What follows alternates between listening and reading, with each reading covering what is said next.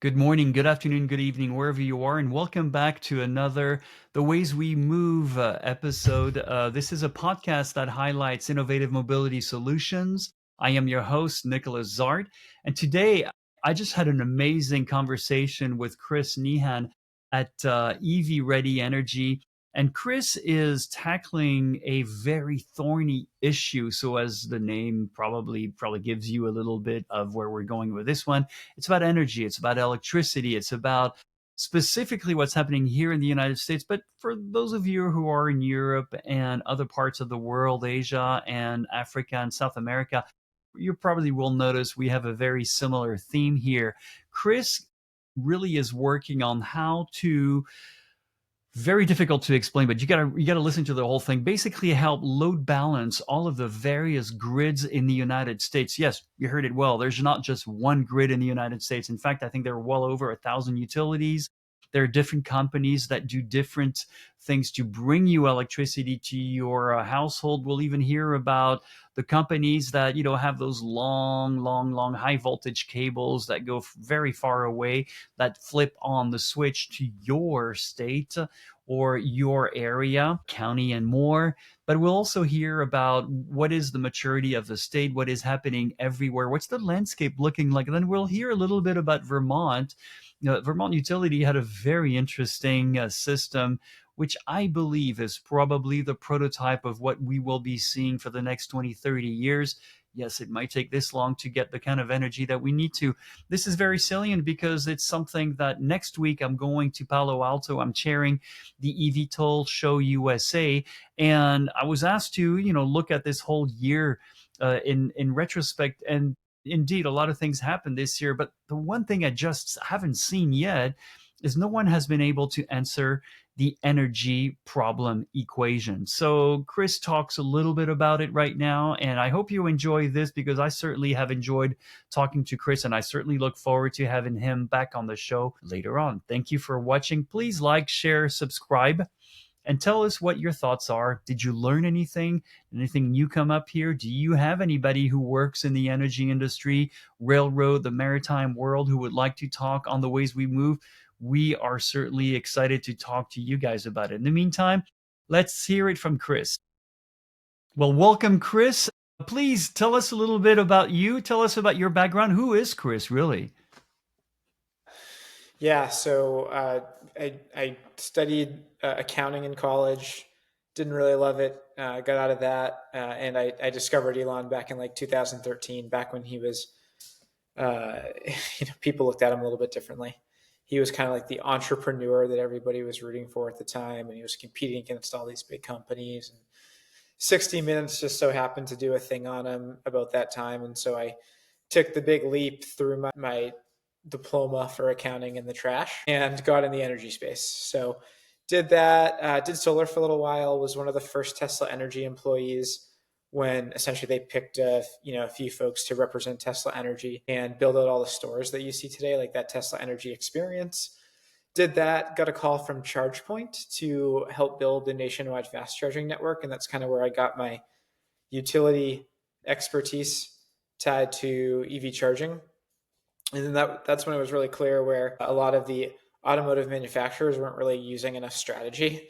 They were probably using less strategy with their dealers than the least strategic state in the country that got Volkswagen Appendix D funding, and so ended up kind of leading that with leading automotive within ChargePoint, which is like the largest charging company in the United States. But it was so clear to me that the problem tied to charging was more about energy. Like I think, Yes. my personal opinion is that like I think this whole idea of do people buy the deal or the drivetrain? I think there's like kind of a message out there right now that people were buying the deal, but I think we're all going to find out pretty soon that people were purchasing the drivetrain. And Yep. yeah, and at the what kind of was happening was car dealers had to transition over to EV charging, but the transmission costs in the grid and the delivery costs and just overall energy infrastructure was misunderstood, and there were challenges and there were opportunities, and so left ChargePoint to start a company that was really focused on the energy component of EV charging, which is That's right. generally not as exciting to everybody, but it's exciting Yep. to me. You hit so many great points because so first of all, I knew about Tesla even before Elon Musk, but I met him around 2013, 2014, and up until then, I was a great proponent of Tesla. Except I started noticing that man, this guy has some weird issues. You got to be careful. Just by saying this, I was all of a sudden a Tesla hater. I was like, what? No, not at all, man. But I'm just saying, hey, everybody has issues. Okay, this dude is a little bit on the convoluted side of things. But anyway, 10 years later, it became kind of obvious. Yeah. I still love Tesla cars, by the way. That will not change at all, not one iota. You mentioned ChargePoint, which is really interesting because I think in 2007 I went to visit this unknown little company in San Jose in the basement, and it was called Coulomb Technology, which is the ancestors to ChargePoint, basically. And they were Yes. designing these little charge points that we see now we're very familiar with. And I thought, man, these guys really know what they're doing. And then of course they had that big split, right? Kind of like IBM, right? Software went one direction, hardware went another. Brilliant move, by the way. And so, and the last point you're making, which is very salient in the advanced air mobility universe, is what the heck happened to utilities? You know, for the last 20, 30 years, you guys have been going to the bank, laughing your way, not upgrading, not updating. We've had wildfires because of deferred maintenance. And now we're coming up to you guys saying, guess what? At 6 o'clock every day, reliably, we're going to need 10 to 50 megawatts of power. And you're telling me you can deliver that? And they're like, and I was like, can you even transmit it? And It's a challenge. that's why I'm really happy to have you on the show because we can talk about that because it's not just us. I know you guys have the same problem. And by the way, electric maritime industry, it's starting to wake up. That's another huge draw. Add, of course, data centers, AI. I mean, it's kind of like it's almost like a reckoning moment. It's like, okay, great. So, you know, you've made record profits for it. I'm in Georgia, by the way. Georgia Power charges more per kilowatt hour than any other states for some odd reason. I don't know why. We don't really understand why. But so you've got this discrepancy on top of having different utilities. Wait, what did I hear? 1,500 utilities in the United States or something like that? How in the heck do you connect all of that? So anyway, this is where you come in. You're the expert here. I threw a lot of things in Yeah. there. Yeah. I mean, I think like the average person just turns the light on and assumes that the light turned on and I'm going to continue on with my life and I'm just going to pay my electric bill, not really realizing that their electric bill, like how much of their electric bill, the cost of their electric bill is actually the cost of their electricity versus just bundled inefficiency of the electric grid. Yeah, And then yeah, and then you yeah. have the security component of how challenging the US electric grid is with the different ISOs that exist in the United States. And second time I've referenced 60 Minutes, but they had one episode about a specific substation that was targeted with guns. And it was like, if you took down 14 of these in the US, you would take down the entire US electric grid, obviously, like outside of Texas because it's not connected. And, PJM just announced an 833% rate increase in their um, capacity costs. Miso has made some big announcements, obviously, ERCOT in Texas, and so yeah, I think like the average person, this is not a sexy topic, but if you like puzzles and solving solving big problems. I made a post on LinkedIn about public DC fast charging infrastructure like 3 months ago, and it was popular. I think it got like 20,000 impressions and 300 responses, and everyone had their opinion about public DC fast charging, which it obviously isn't as relevant. We're going to look back at some point in time, and laugh at how much everyone cared about that compared to all the other things. And then I think I made Oh a post yeah, about energy transmission. I think it probably got like 1/10 of 1% of the traction. yeah. I don't understand that because this is something Edison and Westinghouse and of course Tesla were talking about at the time, and even Tesla kind of went back on the idea of DC in the end. So anyway, a whole big complicated topic and everything. Before we dive into that, tell us a little bit about what you guys do because you're really answering a very complex question. And like you say, most people who turn on their lights, they don't want to know, they don't care. It ain't happening in my backyard. That's all I know, kind of thing. So tell us about what you guys are doing. Yeah. Yeah, so here's kind of like the problem that we went to solve when we started the company 3 years ago. It was this idea that like first think about like a public fast charger. one public fast charging location is using like several Walmart supercenters of power. Someone said that to me a long time ago, and I thought that was a good way to describe it. It's using it's using such a significant amount of power, and so the utility has to charge for that a certain way, and it costs a significant amount of. I think most folks kind of think that your electric bill commercially, residentially, obviously a little bit different, but commercially, people kind of think, hey, the more electricity that I use, the higher my electric bill is going to be. But commonly, what we see is it's not really about the amount of the utilization. It's about the amount of power, the amount of force that you threw onto the electric grid. And there's different ways that this problem can be solved for different use cases. Kind of what happened when customers started getting hit with like these like excessive power fees in their electric bill that they didn't know they were going to hit was, and as you know, is they started coming out with EV charging rates where Yes, that's those right. fees didn't exist. But how are those fees getting paid for? Yeah, probably you and I paying it on our electric bill. It's called rate basing. It's when a utility Yep. takes a bunch of money from everybody and puts it into a bucket to pay for a specific thing. That's not a long term answer. That's kind of what's happened with EV rates across the country so far. And so, what are other ways that you can kind of solve that problem? One is battery storage. And, we're getting there. It's becoming more economic, but it's still tough in most parts of the country. And so what we wanted to do is come up with like the lowest cost possible solution to solve this problem for customers.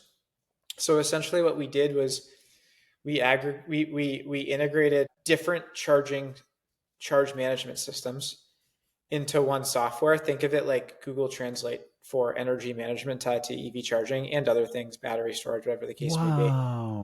It's like Yeah. kind of like Google Translate, where it doesn't really matter what software platform you have, they can all talk to each other and manage power together in aggregate.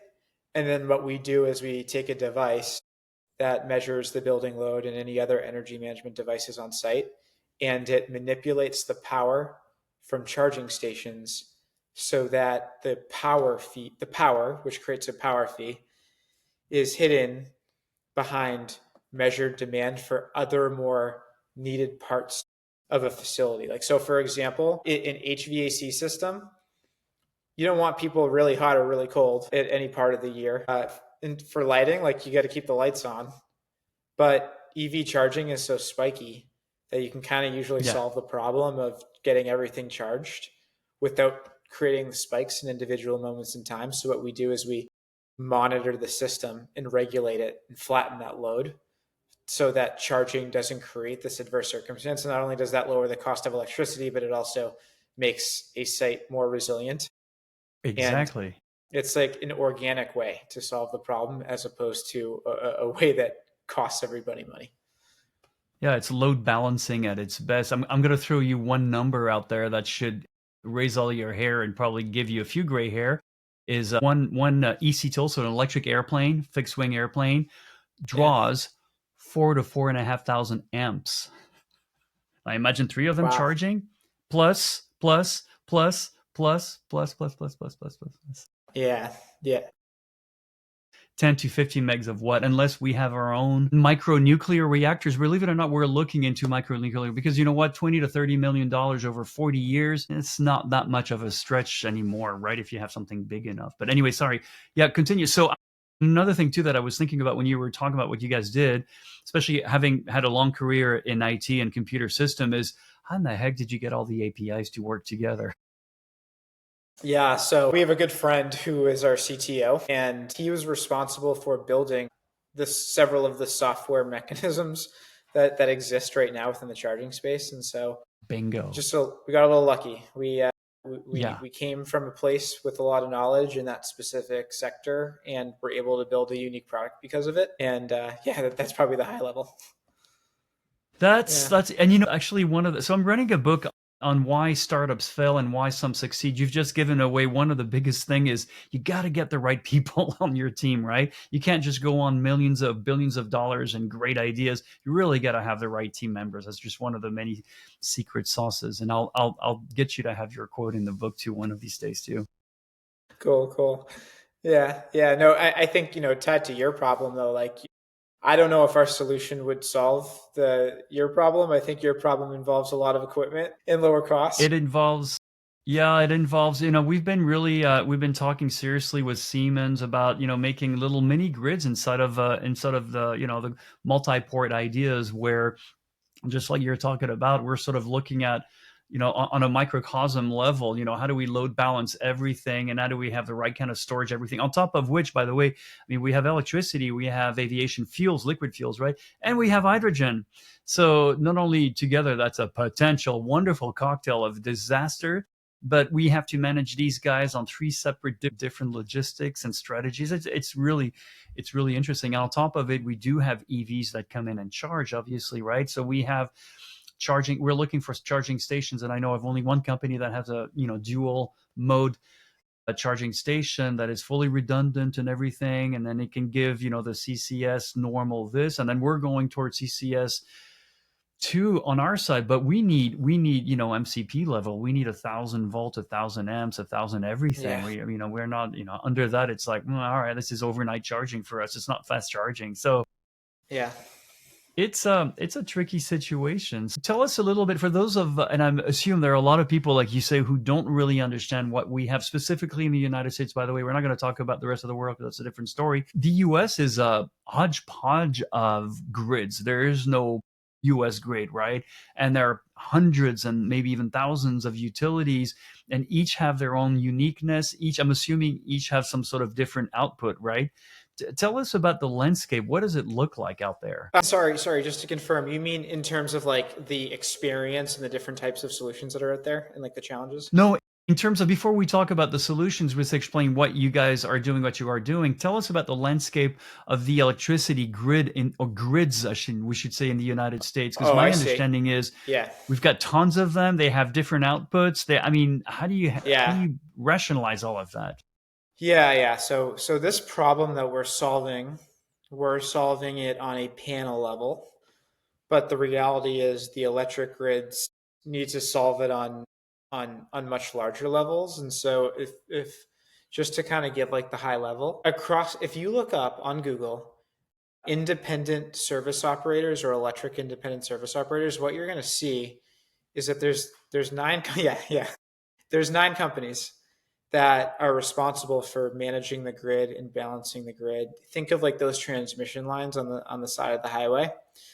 So there's nine companies that are responsible for that. There's just a, like, for example, there's New England ISO that are the New England states. PJM is the Mid Atlantic. MISO is a little bit further north. Cal ISO is California. ERCOT is Texas, and so on and so forth. Texas is interesting. Or ERCOT, just in classic Texas fashion, they are separated out from everybody The else Lone Star. for when that day comes. Yep. Yeah, Who knows at this point? Maybe they were right after all. I don't know. So so then you have your distribution lines. Like think of that line if you're looking out your window right now. And those lines are run by the electric utilities. Those are the companies whose labels are on your electric bills that you're paying. And like think of them like a construction company. Like they're responsible for maintaining the electric lines. They're not allowed to profit off of the supply piece of it. And then you have certain states that are deregulated, meaning you don't have to purchase energy from the utility. You can purchase it from you or I owning a solar farm, or with wind that we bring back to the electric grid. And so going back to these, the ISOs are kind of in the background, like most people don't know they exist, but they're responsible for transmission, and so they're kind of like responsible for like large parts of the United States capacity or Yep. their peak amounts of power. And the way to think about it is like, where do you go on the 4th of July? You probably go somewhere remote, but that remote place is probably beautiful. And there's probably 10,000 people there in the wintertime. And then in the summertime, there's 200,000 people. And the Well, throughput is this big. yes. And so like when I got into the charging industry, I don't know. I didn't question any of this. If you asked me the question, I would have said, well, they just have to send as much power as they need to on average. Well, That's not how infrastructure works. It's for whatever that peak moment is, like 4th of July at 5 o'clock, or whenever it might be in a territory. And I think what's happening right now is, with the advent of data centers, like you said, or crypto mining, shouldn't even go down that path, but EV charging, it's causing, like, we're using significantly electric heat pumps, we're using significantly more electricity. And just speaking about it from like a charging perspective, I think the way that people, like, if you turn on one of the news channels, they'll say the electric grid can't handle it. But it's because they're taking a gas lifestyle of public fueling at one moment in time, and they're applying it to electric, in which case the grid can't handle it. But then there's like this flip side where, if you can balance the grid and be Right. smarter about when you're charging, not only can it handle it much better, in some cases you can get paid for it under certain circumstances. And I think, like, that's kind of where, I don't think this is going to happen next year or the year after that, but like transitionally over the next, like, 20 years, people are going to think how they use electricity is going to be not just a flick of a light bulb, because they're going to be impacted by it economically, for better or for worse. And once people kind of understand that dynamic on a panel level, on a transformer level, on a substation level, on a, you know individual light bulb in their house, I think it's just gonna, the world's gonna transition to networked management of energy, and that'll Holy, just become an understood thing. holy, I think you said it really well. And I almost want to rephrase it as, it's not that it's not sexy, it's just super complicated and more than the average boo-boo bear can understand, but it is important and it is there.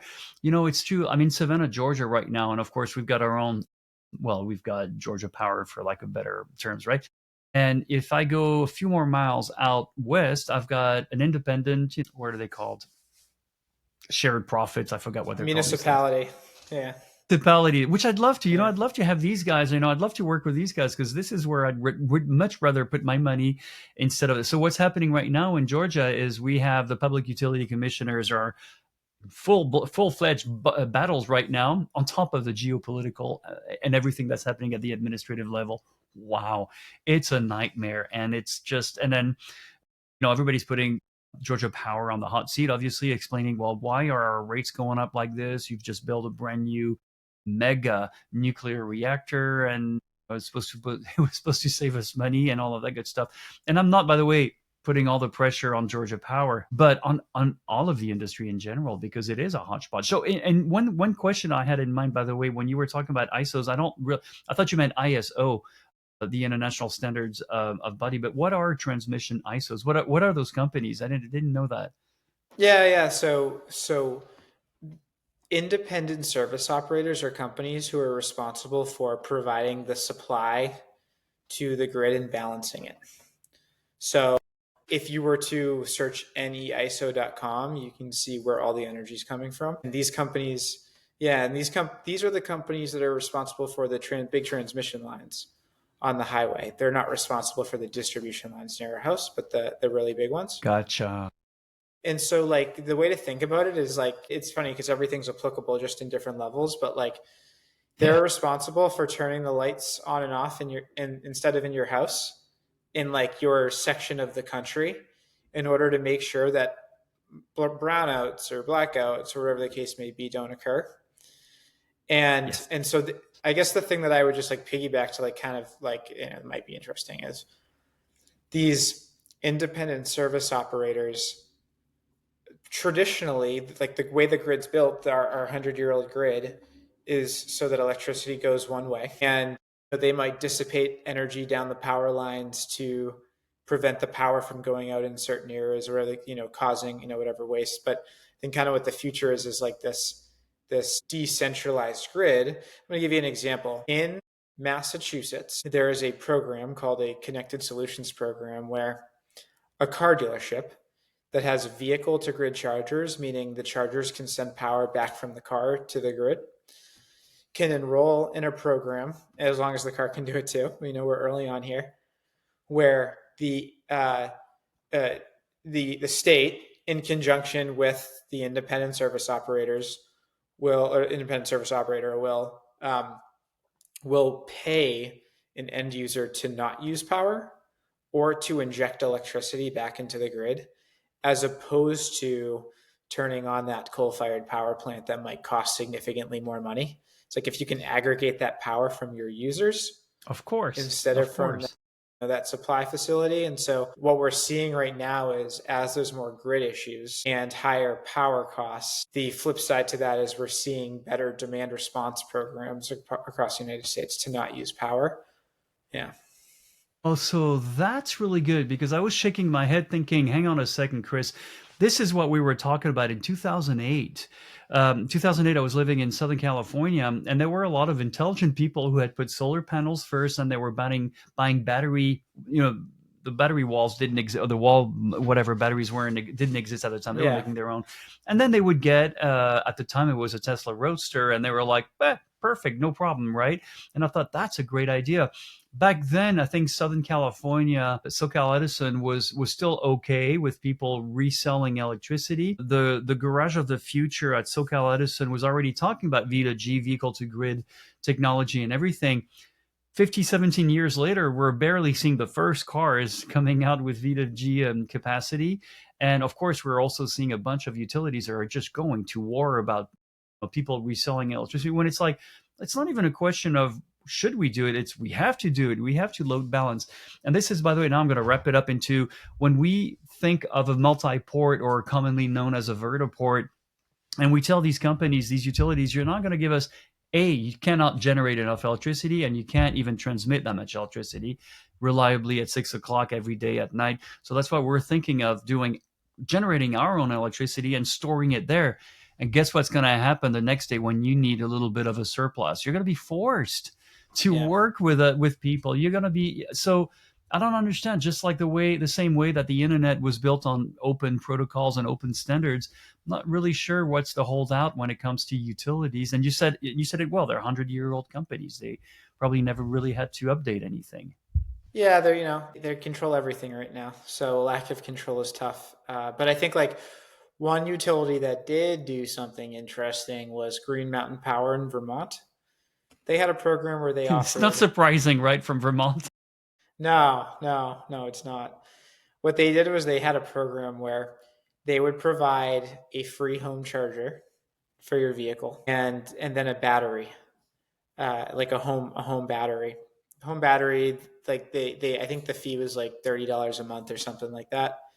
And essentially the deal was, because Vermont has bad weather, right? So Yeah, so yeah, essentially of what they course. said is, we'll give you this home charger for free, and we'll install it for free. I might be getting the details slightly wrong, but generally speaking, we'll get you this home charger.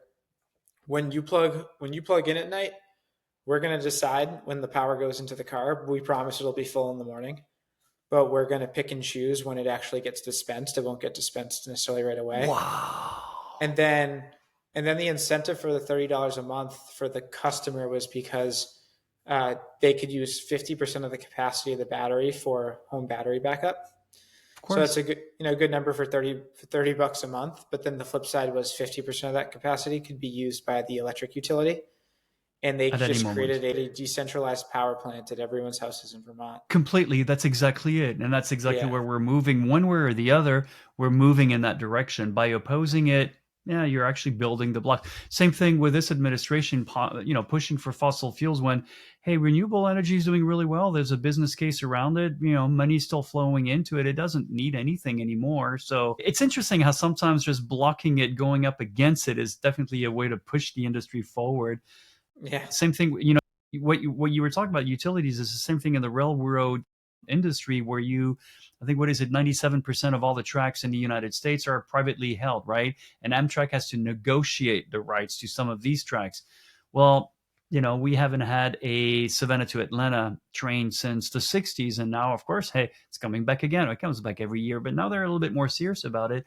And it's that hand wrestling, and in the end, it's pushing everything in that direction because of the opposition to it. So yeah. yeah, that's really interesting what you said. I'm going to write an article on that one because I think that's probably a prototype of where we're heading anyway. You need to decentralize. and it also costs them pennies because let's say it's about $2,000-3,000 per household that does that. It's way cheaper than billions of dollars to have storage units everywhere or new coal plants or Lord knows what else that they need to have. So it probably is cheaper to do that. Yeah, yeah, yeah. I mean, it's just a new way of thinking, and very understandably, new ways of thinking take a little bit of time to get there. Yeah, but we're getting there. I think a lot of people, when they think about the federal tax credit going away, and I'm excited about it. Like I like the idea of EVs not being political.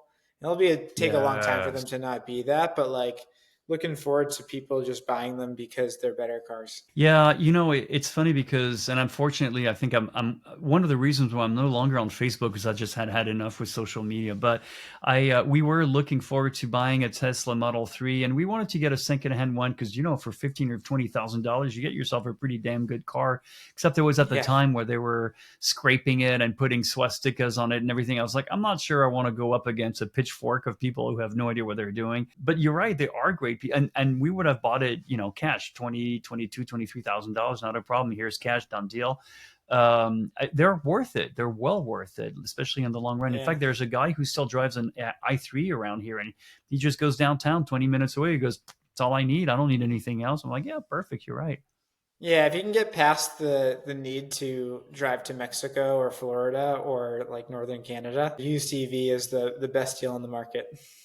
The best deal in the market. And another thing that I've noticed is I used to have a lot of old cars. I'm not Alfa Romeo Maserati fan, but honestly, it's not fun to drive, right? So why would I want to just drive a gasoline car, get stuck in traffic, and feeling all of that 60% of that gas tank is poof gone in smoke that does nothing. It's not a really good feeling in general. Whereas with an EV, I'm stuck in traffic. So what? I'm listening to music. Big deal. Yeah, I have a 2, 4, and 6 year old, and I love that my wife and my kids don't have to stop at a gas station anymore. It's like a big safety practicality. Yeah, yeah, we've been hearing about stabbings and things here. It's like, you know what? I mean, not here, but in general. And it's like, yeah, it's not worth it. You don't see that happening in charging stations. Well, hopefully you won't see that for a long time. So, yeah, sorry, I didn't No, mean no, to interrupt you. You no, just no. reminded me. I was gonna say just go charge at home. Life is good. Yeah, exactly. And that's the thing. I've got a 240-volt plug right here. That's all I need. Thank you. Yeah, I'll come home, do this, and don't think about it.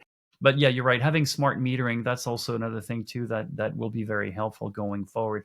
So if I understand you well right now, so you is there like a more of a positive movement towards a more load balancing kind of philosophy with all of the different grids that we have in the USA? Is that what you're saying, or are we still at the dawn of that era? oh, we're at the dawn of the era for sure. Damn. It's definitely the beginning. Yeah, yeah, it's the beginning. I mean, you have your decentralized states that are still slow, but are getting there. And then you have your states that are regulated that the utility still controls everything. And Yeah. so, yeah, Yeah. this is a 30 or 50-year transition to a new electric grid.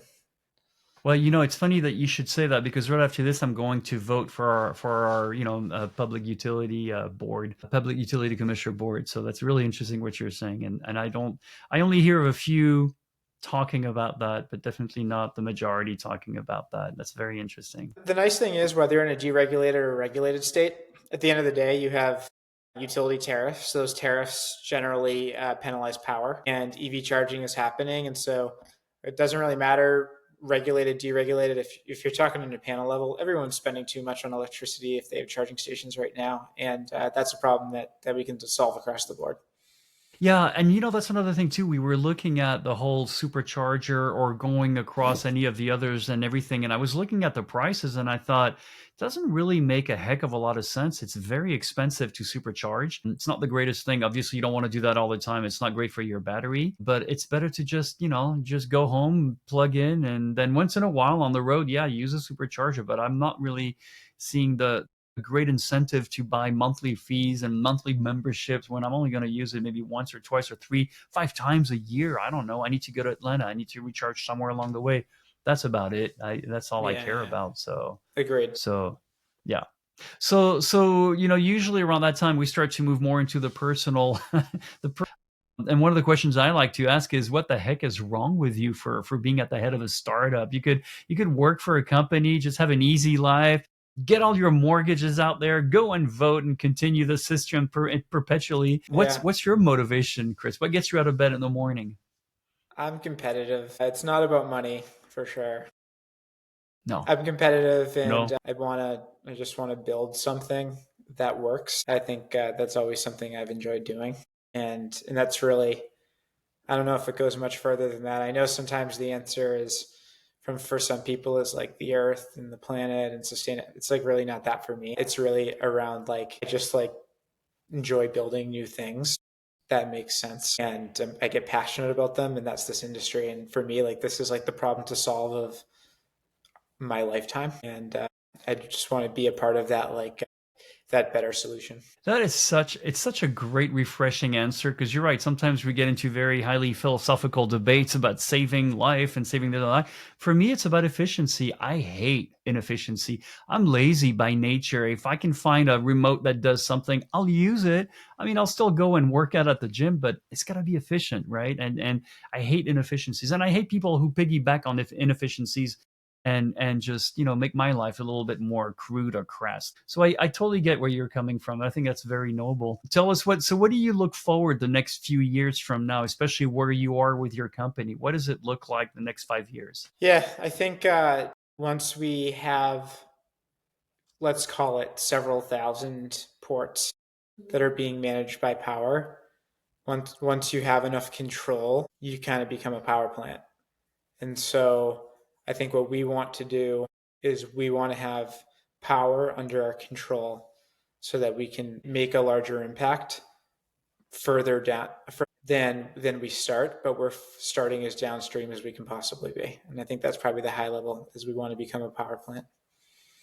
That's a really smart strategy. I think a lot of people always want to get the billions of dollars first and then work their way down, and a la Silicon Valley way. But I think the better way is really out in the weeds. Where's the demand? What is the real need for the demand? And then build everything around that. So I totally understand that.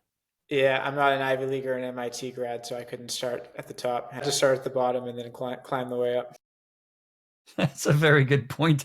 I think we have to remember that too. Is be humble here, or maybe not. Maybe it is not being humble after all. So Yeah. tell us a little bit about what would you like people listening or watching this podcast to walk away from with today? What are the highlight points? I guess it just kind of depends who you are. I mean, if if you're just passionate about this, I think like the high level thing is you can try and focus on the energy component of all this. That's where all of the opportunity is, and that's where the dirty little secrets are. Everything else I think is just going to kind of happen organically, but it's the energy grid that's like the challenging part. That like if you're looking for a job, that's where to focus. That's how to think through every company is how are they think about it, because the reality is products are going to get copied, especially like pieces of hardware. Yeah, so I think that would kind of be like the big thing for me. Yeah, focus on the energy component of this all.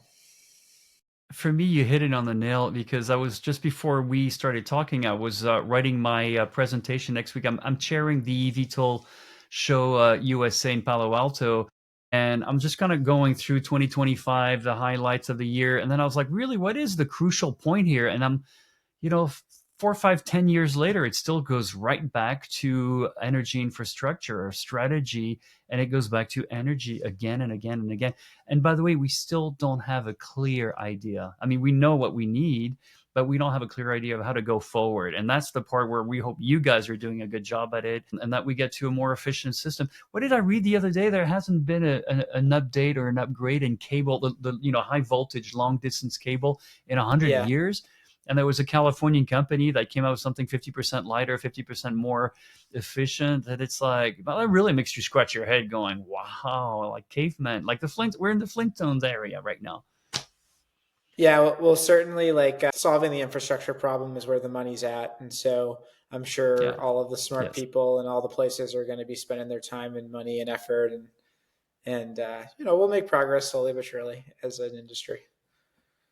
Absolutely. Absolutely. Well, Chris, thanks for making it. I know you and I had a really horrible conflict of calendars and conflicts like that, but we made it. That's the most important thing. So it's an open invitation. You can come back whenever you want. Tell us about what's happening Thank in the you. industry. We'll always love that. And then for you, watchers and listeners, please like, share, subscribe. Tell us what you think. Tell us if you know anything about energy. What is your point of view around that? What are those innovative mobility solutions that are being presented to you? What does it mean to you? And what do you think is the Achilles heel? I think, hint, hint, you heard it right here today. So thank you for watching. Like, share, and subscribe. And then we'll see you again next week, same time, hopefully. Thanks, Nick.